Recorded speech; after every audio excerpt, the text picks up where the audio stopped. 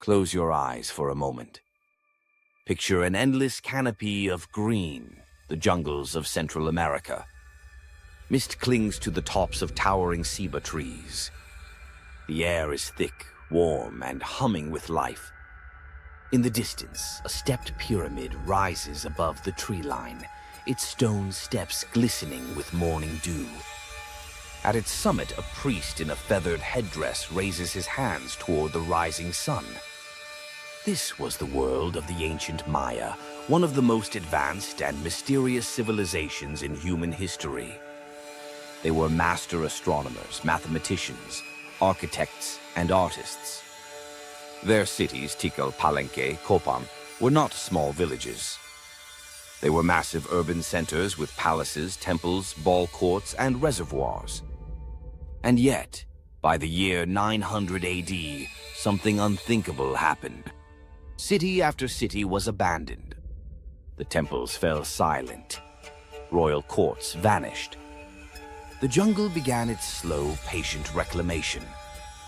For centuries, explorers, archaeologists, and historians have asked, what could have brought down such a thriving civilization? Tonight, we explore the evidence, the theories, and the haunting truth behind the vanishing of the Maya. The Maya Golden Age, the classic Maya period, roughly AD 250 to 800, was an age of brilliance. In cities like Tikal, more than 60,000 people bustled through plazas, markets, and temples. Kings and queens recorded their reigns in intricate glyphs carved into stone stelae, each telling of wars won, dynasties born, and the blessings of the gods. The Maya understood the movements of the planets with incredible precision, able to predict eclipses centuries in advance. They developed one of the most sophisticated writing systems of the ancient world. Their number system included the concept of zero, something Europe wouldn't adopt for centuries. They altered the very landscape, draining swamps, building canals, creating artificial terraces, and designing massive reservoirs to store precious rainwater for the dry season. The scale was staggering, like carving an empire out of pure jungle. But here's the thing about greatness. It's often fragile. The sky withheld its rain.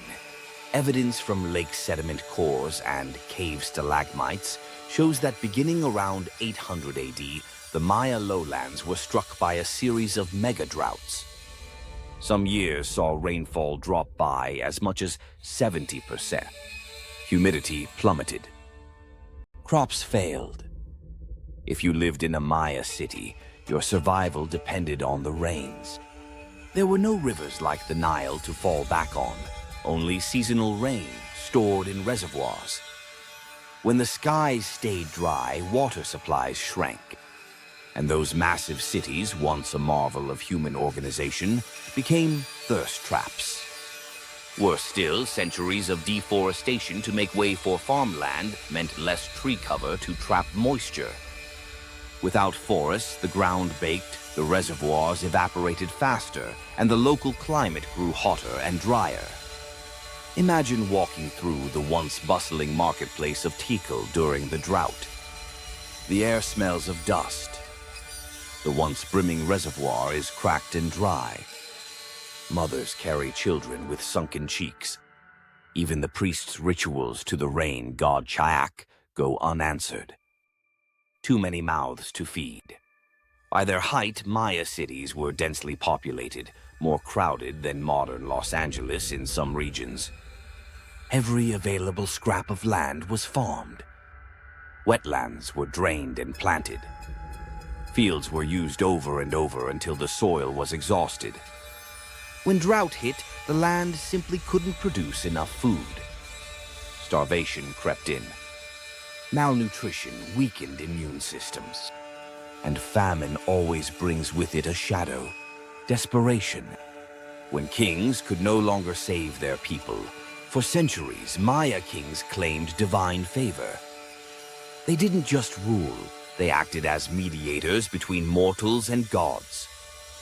The rains fell because the king performed the right rituals. Crops grew because the king kept the cosmic order. But as droughts worsened and famine spread, that divine contract seemed broken. The people's faith in their rulers began to crack. Archaeology shows a shift in the monuments, less emphasis on religious ceremony, more on warfare. Cities like Dos Pilas and Aguateca built hasty defensive walls.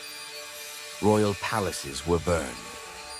In some cases, elites seem to have fled mid-battle, leaving behind personal possessions as if they never expected to return. The collapse was not peaceful. It was violent, chaotic, and sudden. The final blows: war, disease, and abandonment. War between city-states intensified as leaders fought for dwindling resources. Some scholars suggest outbreaks of disease followed, possibly introduced through increased migration as people fled famine. Imagine refugees leaving their city, carrying what little they could through the jungle, searching for water, food, safety, only to bring illness to the next settlement. One by one, the great cities emptied.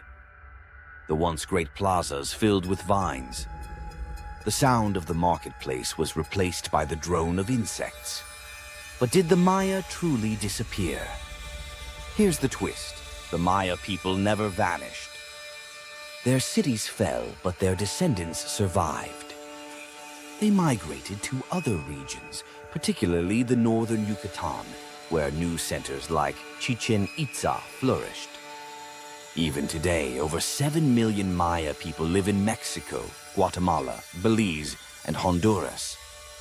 They speak their ancestral languages, keep their traditions alive, and carry the knowledge of their ancestors. The real story of the Maya collapse is not extinction, it's transformation. Legends in the ruins. In Maya oral tradition, there are whispers of cities that angered the gods. Legends tell of rulers who forgot humility, who taxed the people beyond endurance, who ignored the balance between nature and man. Some tales say the gods sent the drought as punishment. Others speak of strange lights in the sky or spirits that haunted the abandoned cities, warning people never to return. Even today, some locals avoid the deepest jungle ruins, saying they belong to the Alaksob, mischievous, powerful spirits who guard the old cities from intruders. The lesson of the Maya, the fall of the Maya, wasn't a single event. It was a perfect storm: environmental collapse, overpopulation, political breakdown, war, and maybe disease. Each factor fed the others until even the mightiest cities couldn't survive. It's a sobering reminder that no civilization, no matter how advanced, is immune to the forces of nature or to the consequences of its own choices. Soft jungle sounds fade back in. The flute returns. The jungle has claimed the cities, but not the people. The Maya still walk the earth, living proof that collapse doesn't mean disappearance. Their story is not just a mystery of the past, it's a warning for the future. This is Whispers of the Hidden. Subscribe for more tales of lost civilizations, forbidden history, and the secrets that lie just out of sight.